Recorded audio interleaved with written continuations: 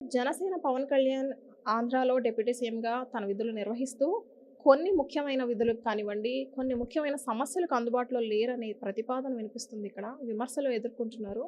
అయితే ఈ నేపథ్యంలో తెలంగాణలో మీటింగ్ ఏర్పాటు చేయడానికి, తెలంగాణలో సభ నిర్వహించడానికి ఆయన ఏర్పాట్లు చేస్తున్న నేపథ్యంలో అక్కడ తీవ్ర తిరుగుబాటును ఎదుర్కొన్నారు పవన్ కళ్యాణ్ గారు. అయితే ఏపీలో ఏం చేయలేదు, అక్కడేం చేయాలి? ఇక్కడ చేసింది ఇంకా అక్కడ ఏం చేయాలి? లేదా ఇక్కడ చేయలేనిది అక్కడ ఏం చేస్తారు తెలీదు. కానీ అక్కడ తీవ్రమైన తిరుగుబాటుని ఎదుర్కొన్నారు. తీవ్రమైన తిరుగుబాటుతో పాటు విమర్శలను సైతం ఎదుర్కొంటున్నారు. అయితే ఎందుకు ఈ నేపథ్యంలో ఏంటి? ఆయన ఇదేంటి ఆయన టార్గెట్ ఏంటి? ఏపీలో లేనిది అక్కడ ఏం చేయాలి? లేదా ఏపీని ఏం బాగు చేసి ఇక్కడ ఇంకా సంక్షేమం చేయాలనే నేపథ్యంలో ఉన్నారు. ఇవన్నీ మాట్లాడడానికి అసలు తిరుగుబాటు ఎదుర్కోవడానికి ఏం రీజన్స్ ఉన్నాయనేది మాట్లాడడానికి వైసీపీ నాయకురాలు మాజీ చైర్మన్ పుణ్యశీల గారు మనతో ఉన్నారు.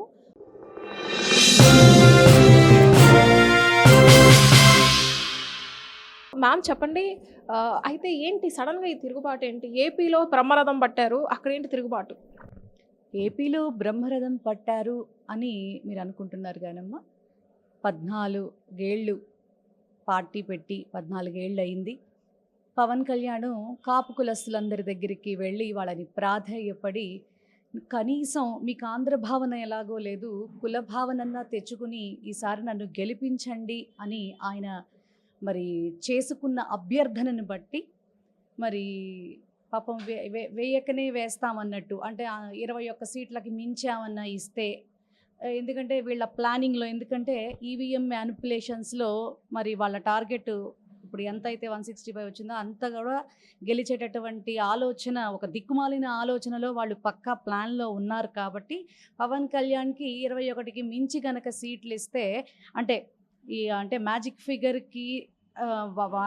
ఫిగర్కి వాళ్ళే ఉంచుకుని అంతకు తక్కువగానే ఇవ్వాలి, ఎక్కువగా ఇస్తే మనల్ని మళ్ళీ టార్గెట్ చేస్తాడు అన్నటువంటి వ్యూహాత్మకతతో చంద్రబాబు నాయుడు గారు చాలా తెలివిగా మరి ఏదో ఇద్దాంలే, ఏదో మనకు సహాయం చేస్తున్నాడు కదా అన్నట్లుగా పాపం జనసేన కార్యకర్తల భవిష్యత్తుని అసలు ఊహించకుండా, జనసేన కార్యకర్తల భవిష్యత్తు కోసం ఆలోచన చేయకుండా, ఇప్పటి వరకు నేనే ఎమ్మెల్యే అవ్వలేదు, ఇక ముందు అవ్వగలుగుతానో లేదో, ఈ ఛాన్స్ని మిస్ చేసుకోకూడదు అని చెప్పని మరి ఆల్రెడీ చిరంజీవి గారు తను తాను నిరూపించుకుని మరి పార్టీ పరంగా నిజంగా ఆ మహామనిషి మరి 18 మందిని గెలిపించుకోవడం కానీ మరి స్థితిగతుల రీత్యా రాజశేఖర రెడ్డి గారితో కలవడం కానీ, ఆయన మరి రాష్ట్రానికి కేంద్ర మినిస్టర్గా ఆయన సేవ చేయటం కానీ ఒక ఇదిలో ఆయన ఫాలో అయ్యారు. కాదు అనుకున్నారు, మళ్ళీ సినీ ప్రపంచంలోకి అడుగు పెట్టేసి ఆయన నడత ఆయన నడుస్తున్నారు. కానీ ఇక్కడ ఈయన అలా కాదు. ఎందుకంటే కంప్లీట్గా ఫుల్ టైం పొలిటీషియన్గా కాకుండా ఇక్కడ కూడా సినిమా స్టార్ లాగానే ఆయన బిహేవ్ చేసుకునేటటువంటి పరిస్థితుల్ని బట్టి ఈ రోజున తెలంగాణలో ప్రతి ఒక్కళ్ళ నోటెంబట కూడా తీవ్రమైనటువంటి విమర్శలు ఎదుర్కొంటున్నారు. ఉమ్మడి ఆంధ్రప్రదేశ్గా ఉన్నప్పుడు వీళ్ళ పార్టీ రిజిస్టర్ అయినప్పటికీ కూడాను ఇప్పుడు చూస్తే మీరు మరి ఇక్కడ ఆంధ్రప్రదేశ్లో ఆయన గారి పనితీరేంటో, మరి తెలంగాణ ఏమీ ఊరవతలేదమ్మా. ఒకప్పుడు మనతో పాటు మనతో కలిసి సహజీవనం చేసినటువంటి రాష్ట్రం ఇప్పుడు వాళ్ళ యొక్క హక్కుల్ని బట్టి, వాళ్ళ యొక్క ఆశని బట్టి మరి రాష్ట్రాలు మరి విడిపోవడం జరిగింది. ఆ విడగొట్టడానికి కారణం కూడా ఈ చంద్రబాబు నాయుడే. మరి అయినప్పటికీ కూడాను తెలుగు ప్రజలంతా కూడా ఇప్పటికీ ఒక్కలాగానే ఉన్నారు. అదే కవితమ్మ కూడా చెప్పినట్టు. కాకపోతే ఈయన నిజంగా కాపులు ఇచ్చినటువంటి అవకాశాన్ని, అలాగే ఆంధ్ర ప్రజలు ఇచ్చినటువంటి అవకాశాన్ని కూడా తుంగలోకి తొక్కి ఈ రోజున ఒకానొకప్పుడు ఏం చెప్పాడు, నేను ప్రశ్నించే గొంతుకనన్నాడు. నేను తప్పు చేసినా కూడా చొక్కా పట్టుకుని నిలదీయండి అన్నాడు. కానీ ఈ రోజున 2 సంవత్సరాలు గడుస్తున్నటువంటి సందర్భంలో ఇప్పటి వరకు కూడా రాష్ట్రంలో ఎన్ని అఘాయిత్యాలు, ఎన్ని అక్రమాలు, ఎన్ని అవినీతి ఆరోపణలు, ఈవెన్ అమరావతి విషయంలో కూడా ఒకప్పుడు చంద్రబాబు నాయుడు గారు 1800 ఎకరాలు సరిపోతాయి అని నాకు చెప్పారు, నేను అందుకే అంటే 14 to 19 టైంలో అందుకే నేను వారితో కలిశాను. కానీ ఈ రోజున ఇన్నేసి వేల ఎకరాలు రైతుల దగ్గర నుంచి తీసుకోవటం నాకు నచ్చట్లేదు కాబట్టే ఈ తెలుగుదేశం నుంచి నేను విడిపోతున్నాను అని ఆయన చెప్పడం జరిగింది. మరి ఈ రోజున ఏంటి పరిస్థితి? ఆల్రెడీ అమరావతికి సంబంధించి 14-19లో చేసినటువంటి 34,000 ఎకరాలు, మళ్ళా ఈ ప్రభుత్వం వచ్చిన తర్వాత, కూటమి వచ్చిన తర్వాత ఒక 20 ఎకరాలు, మళ్ళా ఇంకొక సెగ్మెంట్ కింద ఇంకొక 20 ఎకరాలు, టోటల్లీ 70,000 ఎకరాలు వీళ్ళు ఇప్పటికే తీసుకుని, ఇంతవరకు తీసుకున్న రైతుల దగ్గర నుంచి వాళ్ళకి రిటర్నబుల్ ప్లాట్స్ కూడా ఇంత మటుకు ఇవ్వకుండా వాళ్ళని ఈ రోజుకి ఏడిపిస్తున్నటువంటి పరిస్థితుల్లో, ఈ రోజుకి ఎత్తిపోసుకోవడాలు, చెట్లు నరుక్కునేటటువంటి సందర్భంలో ఎందుకు ప్రశ్నించట్లేదు పవన్ కళ్యాణ్ గారు? ఇక్కడే కదా ఆయన లిటరలీ ఫెయిల్యూర్ అయింది. ఆంధ్ర రాష్ట్ర ప్రజలకి క్లియర్గా అర్థమైపోయింది. ఈయన ఎలక్షన్కి ముందు ప్రశ్నించే గొంతుక తప్ప, ఎలక్షన్ తర్వాత చంద్రబాబు నాయుడిని ప్రశ్నించడానికి ఈయనకంత దమ్ము ధైర్యం లేదు అని ఆయన నిరూపించేసుకుంటున్నాడు. మొన్న వాళ్ళ పర్సనల్ మీటింగ్స్లో కూడా మనం 15 ఏళ్ల పాటు, ఈ మధ్య ఈ పాట ఎక్కువైపోయింది. పాపం సినీ స్టార్గా ఈ పాట బాగా పాడుతున్నాడు పవన్ కళ్యాణ్ గారు. 15 ఏళ్ళు మనం కలిసి ఉంటాం, మనకి ఇబ్బందులు వస్తాయి. నీకేం ఇబ్బందులు వస్తాయి? నువ్వు పదవులతో నువ్వు ఎంజాయ్ చేస్తున్నావు. నువ్వు గ్రౌండ్ లెవెల్లో పాపం కష్టపడుతోంది, ఇబ్బంది పడుతోంది, నానా ఇంకా ఏం మాట్లాడని నానా చంకలు నాకుతోంది కార్యకర్తలు కదా. వాళ్ళ మీద నువ్వు పార్టీ స్థాపించి వాళ్ళకు ఒక భరోసా ఇవ్వలేవు, వాళ్ళకి అండదండగా నిలబడవు. ఎప్పుడు చెవజచ్చిన మాటలు, ఎప్పుడు చేవలేని మాటలు, ఎప్పుడు కూడా అధైర్యంతో కూడినటువంటి మాటలే వాళ్ళతో మాట్లాడుతూ, ఏదో కాసేపు 4 డైలాగులు వేసి ఏదో పెద్ద జోకర్ లాగా కాసేపు ఫీల్ అయిపోతూ ఉంటారు, జనాల్ని నవ్విస్తారు. ఆయన మీటింగ్కి ఎవరో వచ్చారనుకుంటారు, చప్పట్లు కొట్టించేసుకుంటారు, అయిపోతుంది, వెళ్ళిపోతారు. కానీ వాట్ అబౌట్ ఏపీ గురించి నువ్వేమనుకుంటున్నావు? అసలు నిన్ను నమ్మి ఓట్లేసినటువంటి ప్రజలకి ఈ రోజు వరకు కూడా ఇక్కడ నువ్వు చేసిందేంటి, ఎలగబెట్టిందేంటి? సుగాలి ప్రీతి కేసు అన్నావు. ఇప్పటి వరకు నువ్వు ఇప్పుడు అధికారంలోకి వచ్చావుగా, ఏం చెప్పావు ఎలక్షన్కి ముందు? పోలీసు శాఖ వారికి గనక ఒక 48 గంటలు కరెక్ట్గా అవకాశం ఇస్తే రాష్ట్రంలో గంజాయి అనేది ఉండదు, రెండోది మహిళా భద్రత అనేది అమోఘంగా మరి ఆకాశాన్ని అంతుతుంది అని చెప్పినటువంటి వ్యక్తి మరి ఈ రోజున చట్టం తన పని తాను చేసుకుంటూ వెళ్తుంది. చట్టానికి నేను చెప్పాలా? ఏంటి మాటలు? అలాగే ఇప్పుడు తెలంగాణలో కూడా ఈ మధ్య ఈయనకి ఇంత పూర్తి వ్యతిరేకత రావడానికి కారణం, అంతకుముందు తెలంగాణ వాళ్ళ దిష్టి తగిలిందని రైతుల దగ్గరికి వెళ్ళి మాట్లాడినటువంటి సందర్భం. అట్లాగే తండ్రి సమానులు, అలాగే ప్రొఫెసరు, మరి రాజకీయంగా ఎంతో పరిణతి, రాజకీయంగా ఎంతో అవగాహన, జ్ఞానం ఉన్నటువంటి వ్యక్తి, అలాంటి గురు సమానులు ప్లస్ ఆయన దగ్గర ఇప్పటి జర్నలిస్టులు ఎంతో మంది మరి వికసిస్తున్నటువంటి సందర్భాలు, మరి వాళ్ళందరి మనోభావాలు దెబ్బతీసే విధంగా మరి వారిని పట్టుకొని మీ మాట అసలు ఆయన ఏమన్నారండి? నాకు తెలిసినటువంటి జనసేన కోర్ కమిటీలో నుంచి బయటికి వచ్చినటువంటి కొన్ని మాటలు మీతో ప్రస్తావిస్తున్నాను. ఇది ఆంధ్ర రాష్ట్ర ప్రజలు తెలుసుకోవలసినటువంటి పరిస్థితులు, జగన్ జోలికి వెళ్ళొద్దు అని అమిత్ షా గారు చెప్పని వారు ప్రస్తావించడం జరిగింది. ఇప్పుడు వారిని మీకెలా తెలుసు, మీకేం తెలుసు మరి అని ప్రొఫెసర్ గారిని మీకు తెలియకుండా మీరు ఎట్లా నన్ను బ్లేమ్ చేస్తారు అనుకుంటూ ఆయన ఏదో ఇన్ని తిట్టేసినట్టు, చంద్రబాబు నాయుడు గారిని తిట్టేసినట్టు, ఏదో అన్పార్లమెంటరీ లాంగ్వేజ్ తిట్టేసినట్టు ఆయన మీదకి అట్లా ఎగబడిపోయారు. వాళ్ళ సైన్యంతో అలా ఎగబడేటట్టు రాజ్యంగా పాపం ఆ పెద్ద ఆయన్ని పట్టుకుని అలా మాట్లాడిచ్చారు. తెలంగాణ వాళ్ళు ఎందుకు ఊరుకుంటారండి? ఎందుకు ఊరుకుంటారు? ఎలక్షన్కి ముందు నువ్వేం చెప్పావు? 32,000 మంది మహిళలు మిస్ అయ్యారు, నాకు కేంద్ర నిఘా వర్గాల నుంచి నాకు కంప్లీట్ ఇన్ఫర్మేషన్ ఉంది అని చెప్పావు. అంటే అసలు రాజకీయంలో ఏబీసీ తెలియనటువంటి నువ్వు, 14 ఏళ్ళు గడుస్తున్న సంస్థాగతమైనటువంటి నిర్మాణాన్ని కన్స్ట్రక్టివ్గా చేసుకోలేనటువంటి నువ్వే మరి నాకు కేంద్ర నిఘా వర్గాల దగ్గర నుంచి మరి నాకు ఇన్ఫర్మేషన్ ఉంది అని చెప్పగలిగితే, మరి ఎంతమంది నాయకుల్ని, ఎంతమంది ముఖ్యమంత్రుల్ని, ఎంతమంది పరిపాలనని చూసినటువంటి వ్యక్తిగా మరి ప్రొఫెసర్ నాగేశ్వరరావు గారిని ఏ రకంగా ఇతను ఎస్టిమేట్ చేసినట్టు? ఇప్పుడు అనలిస్ట్ పేరుతో కోర్స్ ఆయన క్రాస్ చేయలేదంటారా? లిమిట్ క్రాస్ చేయలేదంటారా నాగేశ్వరరావు గారు? అంటే కోర్స్ ఆయన చెప్పింది ఒక విధంగా కరెక్ట్ అయినా, రాంగ్ అయినా ఆయన విత్ ప్రూఫ్‌తో చెప్పాల్సింది కదా! అమ్మ ఆయన అందుకే ఏమన్నారంటే, ఇది జస్ట్ ఇన్ఫర్మేషన్ మాత్రమే, కన్ఫర్మేషన్ కాదని కూడా అన్నారు. అర్థమవుతోందా అమ్మ? ఎనలిస్టులందరూ ఇప్పుడు మీరు నన్ను ఒక మాట అడుగుతున్నారమ్మా. నాకున్నటువంటి అవగాహన, ఆ అవగాహనతో కొంతమేర ఊహించి ఏదైనా కొన్ని మాటలు చెప్పగలుగుతాం.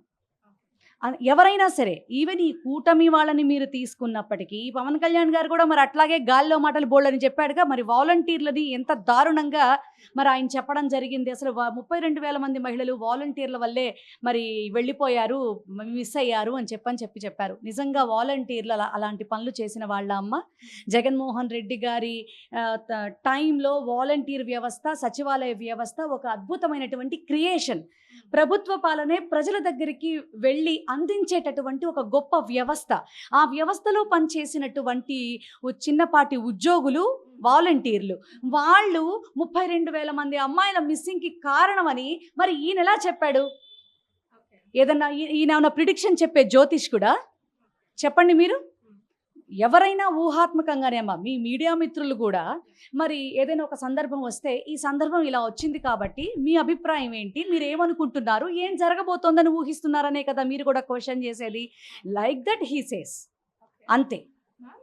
మీరు అన్నట్లుగా 15 ఇయర్స్ 14 ఇయర్స్ అయింది పార్టీ పెట్టి, ఒక కన్స్ట్రక్టివ్గా ఒక బలమైన పునాదులు ఇంకా వేయలేదు. వేస్తే ఈ రోజుకి లేదు. కోర్స్ వేస్తే ఈరోజు ఏ గల్లీలో ఏ మండలంలో చూసినా జనసేన మాకు మాకు ప్లేస్ లేదు, నువ్వా నేనా ఈ సీట్కి అనే రాద్ధాంతాలు కొన్ని చోట్ల జరుగుతున్నాయి. ఆయన ఎందుకు ప్రాపర్గా స్పెసిఫిక్గా ఇవ్వలేకపోతున్నారు? నెక్స్ట్ ఇదే ప్లేస్కి వస్తే ఇదే సూపర్ స్టార్ హోదాలో తమిళనాడులో విజయ్ గారు 9 మంత్స్కే సీఎం అయ్యారు. అక్కడ ఉన్నదేంటి, ఇక్కడ లేనిదేంటి? ఆయన ప్రజల్లో 9 మంత్స్లోనే కల్పించిన భరోసా ఏంటి? 14 ఇయర్స్లో కల్పించలేనిది ఏంటి? అమ్మా ఎప్పుడు కూడా పులి నక్క ఒకటవ్వదమ్మ. నక్కకి వాతలు పెట్టినంత మాత్రాన పులి పోకడైతే మాత్రం రాదు. నేను ఒకటి చెప్తున్నా. విజయ్ గారు తమిళనాడులో విషయం ఏంటంటే 9 నెలల్లోనే మీరన్నట్టు ఆయన సీఎం అయ్యారు అంటే ఆయనలో ఎంత నమ్మకం చూసుంటారు మీరు ఆలోచించండి. ఆయన రెండేళ్ల క్రితం నుంచే ఈ యొక్క ఇదిలో ఉన్నారనుకోండి. కానీ 2 ఏళ్లకే ఆయన ఇంత సంస్థాగతంగా, ఇంత పర్ఫెక్ట్గా బూత్ మేనేజ్మెంట్ కానీ, ఒక ముఖ్యమంత్రి అవ్వడం, ఒక కార్పొరేటర్, ఒక ఎమ్మెల్యే అవ్వాలంటేనే ఎంతో శ్రద్ధ పెట్టాలి. అలాంటిది రాష్ట్ర వ్యాప్తంగా ఎంత జాగ్రత్తగా ఆయన, ఎంత తెలివిగా ఎటువంటి వాళ్ళని అంటే యూత్ని ఎంతవరకు తీసుకోగలిగారు, అలాగే మేధా సంపత్తి వర్గాన్ని ఎంతవరకు తన క్యాడర్లోకి తీసుకోగలిగారు, అనుభవం ఉన్నటువంటి వ్యక్తుల్ని ఎంతవరకు తన క్యాడర్లోకి తీసుకోగలిగారు, మహిళలకి ఏమాత్రం ఇంపార్టెన్స్ ఇచ్చి ఆయన తీసుకోగలిగారు. అట్ ద సేమ్ టైం ఆయన మాట తీరు ఈ రోజున దేశవ్యాప్తంగా కూడా విజయ్ గారి మాట తీరు గురించి గొప్పగా చెప్పుకుంటోంది. అంటే ఎక్కడా కూడా ఒక అన్పార్లమెంటరీ లాంగ్వేజ్ అనేది లేకుండా, ఒక మత రాజకీయం చెయ్యకుండా, ఒక కుల రాజకీయం చెయ్యకుండా, ఒక సామాన్య మానవుడు ఆలోచన ఎలా ఉంటుందో అటువంటి ఆలోచన అతను చేసుకుని, నేను ఈ ప్రజలకి అండగా నిలబడాలి అనేటటువంటి ధైర్యాన్ని అతను కూడగట్టుకుని, అతను అడవికి రాజు ఒక్కడే ఉంటాడు అని ఎలా చెప్పాడో అది నిరూపించి చూపించాడు. అర్థమవుతోందా? ఆ యొక్క ఇది ప్రజలకి భరోసా ఇచ్చాడు. ఆ భరోసా ప్రజలు కూడా నమ్మి అతనికి అవకాశం ఇచ్చారు. మరి ప్రతిరోజు ఒక వినూత్నంగా అతని స్టైల్ ఏంటో రోజు చూపించుకుంటూ తమిళనాడులో వస్తున్నాడు. రీసెంట్లీ కూడా మనం చూసాం, ఆడపిల్ల విషయంలో రక్షించాల్సినటువంటి పోలీసులు నిజంగా ఆడమనిషి అయ్యుండి, నిజంగా ఐపీఎస్ చదువుకున్నటువంటి వ్యక్తి ఒక ఆడపిల్లకి అన్యాయం జరిగితే వాట్ ఎవర్, ఎందుకంటే అక్కడ సందర్భం మనం ప్రత్యక్షంగా చూసింది లేదు, వాళ్ళు నవ్వుకున్నటువంటి సందర్భం వేరేదైతే అయ్యుండొచ్చు, కానీ సందర్భం అది కాదు. ఆ ప్లేస్లో కూర్చుని ఆ విషయాన్ని మాట్లాడటానికి వచ్చి రిపోర్టర్లందరి ముందు అలా చేయడం అనేది కరెక్ట్ కాదు, మర్యాద కాదు.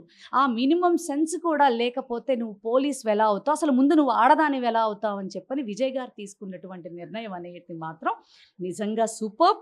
అసలు చట్టపరంగా ఇప్పుడు కూటమిలో చూడండి, తీసుకెళ్ళి గోదాట్లల్లో పడేసి, లేకపోతే నదుల్లో పారేసి ఆత్మహత్యలు చేసుకున్నారని దొంగ స్టేట్మెంట్లు ఇస్తున్నారు తప్ప, విజయ్ గారు ఏం చేశారు? చట్టపరంగా చేసి చూపించాడు. 100కి 200% రా. ఆల్రెడీ జనసేన పరిస్థితి, జనసేన అధినేత వల్లే, పాపం జనసేన కార్యకర్తల వల్ల కాదు.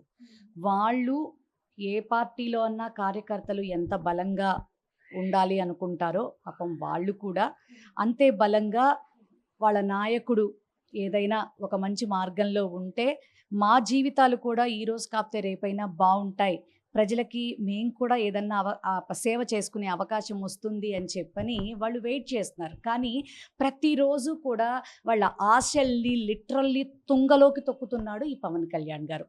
ఎలా ఉందంటే ఇప్పుడు కూటమి వాళ్ళందరికీ కూడా మొరటోడికి మొగలి పువ్విస్తే అన్న సామెతలాగా ఉందన్నమాట. అంటే విలువ కలిగినటువంటి అసెంబ్లీ ఎంత గొప్ప దేవాలయం లాగా చెప్తారు ప్రతి ఒక్కళ్ళు కూడా. ఎందుకంటే ప్రజల కోసం, ప్రజా సమస్యల మీద పోరాడేటటువంటి ఒక అద్భుతమైనటువంటి దేవాలయం.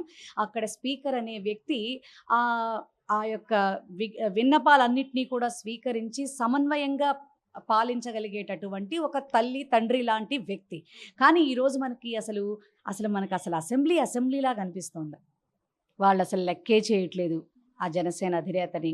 ఆల్రెడీ ఆయన మీటింగ్ పెట్టకముందే ఆయనకి చక్కగా ఎన్ని రకాల విమర్శలు ఆయన క్యాపబిలిటీ మీద, ఆయన పాలన మీద, ఆయన ఎజెండా మీద చక్కగా ప్రతి ఒక్కళ్ళు ఎంత అద్భుతమైనటువంటి అవార్డులు రివార్డులు ఆయన గారికి ఇచ్చారో రాష్ట్ర ప్రజలంతా చూసేశారు. ఇంకా ఏదో పంతానికి పోయి ఏదన్నా పర్మిషన్ ఒకవేళ తెచ్చుకోగలిగినా పెద్ద ఆయన మాట్లాడేది ఏముండదు, ప్రజల కోసం చెప్పేది ఏముండదు. ప్రొఫెసర్ నాగేశ్వరరావు గారిని మళ్ళీ ఆయన్ని టార్గెట్ చేస్తూ మాట్లాడటమా, లేకపోతే ఆయన్ని తిట్టే వాళ్ళని టార్గెట్ చేస్తూ మాట్లాడటమా, విమర్శని విమర్శగా తీసుకోలేక తాట తీస్తాం, తోలు తీస్తాం అంటానికో, మీరందరూ నేను చెప్పినట్టు వినండి, ఎలక్షన్కి ముందేమో నేను తప్పు చేసిన కాలర్ పట్టుకుని మరి నిలదీయండి అని చెప్పినటువంటి తమరు ఈ రోజున జనసేన సైనికుల్ని నన్ను మీ సేనానిగా అనుకుంటున్నారు కాబట్టి నేను చెప్పేదే వేదం, నేను చెప్పినట్టే మీరు చెయ్యాలి, ఇబ్బందులుంటాయి పడండి, బాధలుంటాయి పడండి, మిమ్మల్ని అరగదీయించుకోండి అని చెప్తున్నారు. సో ఈ సోదే తప్ప ఆయన మాట్లాడేది కూడా పెద్దగా ఏమీ ఉండదు. కాబట్టి తెలంగాణ రాష్ట్ర ప్రజలకి పెద్దగా ఫరక్ పడేది ఏమీ లేదు. అసలు తెలంగాణ రాష్ట్ర ప్రజలు బాధపడాల్సిన అవసరం లేదు.